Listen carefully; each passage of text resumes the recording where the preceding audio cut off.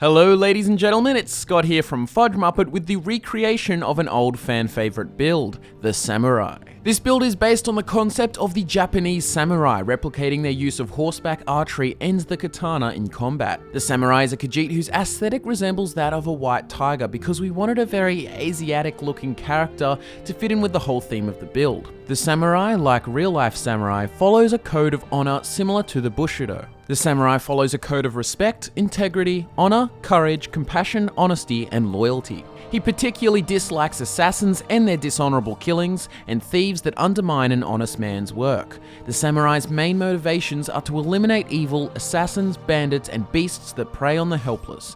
He is also quite charitable, often helping those in need and giving money to the poor or worthy causes. The Samurai was born on the streets in the Imperial City just after the Great War. He was orphaned at birth for reasons unknown, most likely abandoned for financial reasons. He grew up tough, living in orphanages, begging on the streets, and being extorted by criminals. Despite it all, the Samurai never resorted to thievery and always maintained a good work ethic. As he grew up, he became a great role model in his community, always maintaining his ideals of integrity, honor, compassion, and honesty. He would hunt with a bow to provide food for the poor, he would defend the helpless from criminals using his sword, and he would go into the wild and tame horses to bring them back and sell to the stables. This was his main form of income.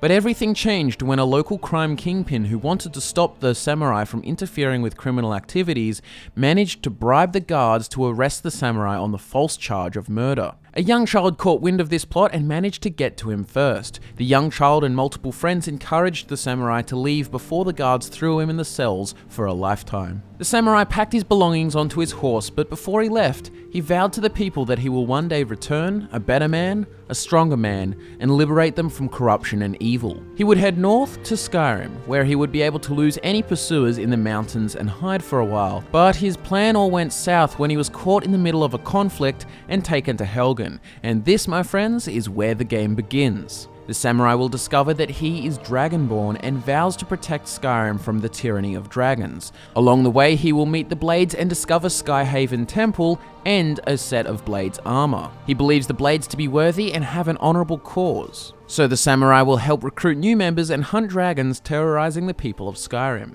The Samurai would also join the Dawnguard in protecting Tamriel from the vampire threat and also rid Solstheim from the control of Miraak. He could also join the Companions as they value honor and respect, and you will be destroying the Dark Brotherhood, killing any thieves, bandits, or generally horrible people in Skyrim.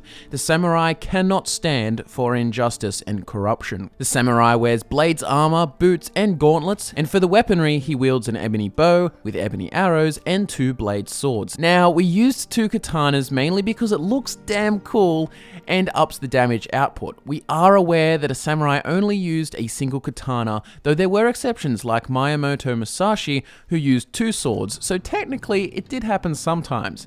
People will also suggest using the ebony blade, but the samurai would not associate himself with a Daedric prince of lies and murder. Remember, this build is inspired by a samurai, not an exact replica. Samurai weren't walking, talking cats either. The skills for the samurai are one-handed archery, heavy armor, and smithing. One-handed to create an efficient flurry of blades to eviscerate your foes, archery to pick off enemies from afar, heavy armor for protection and ease of movement, and smithing to create and refine your tools of justice. As part of the playstyle, the samurai will also want to buy a horse as soon as he is able. The samurai utilizes horseback archery like the real-life samurai to perform hit and runs on enemy camps, lowering their numbers until he is confident that he can head on in and defeat them. Of course, there will be areas where horses are not suitable, so the samurai will use the same principle of picking off targets with a bow, but on foot. A great way to play is using the favorites menu to quickly switch between 2 swords and a bow to maintain a constant barrage of damage no matter where your target is. As for the stat spread, you want to put 70% in health for survivability and 30% in stamina so you can zoom in with the bow and perform dual-wielding power attacks. You don't need much stamina for sprinting as you will be traveling on horseback for a majority of the time. The Standing Stone is a FudgeMuppet favourite, the Lord Stone, which offers 50 extra points of armor rating and 25% magic resistance.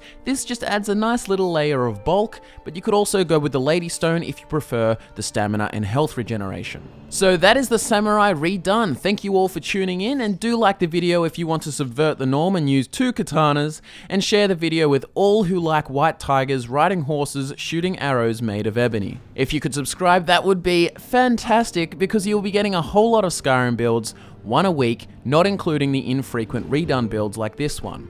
And on top of that, you will be getting a whole lot of Fallout 4 content after its release. And do not fret, the Skyrim builds and Elder Scrolls 6 discussions will still continue as normal. There will just be a lot of Fallout 4 content on top of that. So get excited and subscribe. I will see you guys later. Have a wonderful week. Goodbye.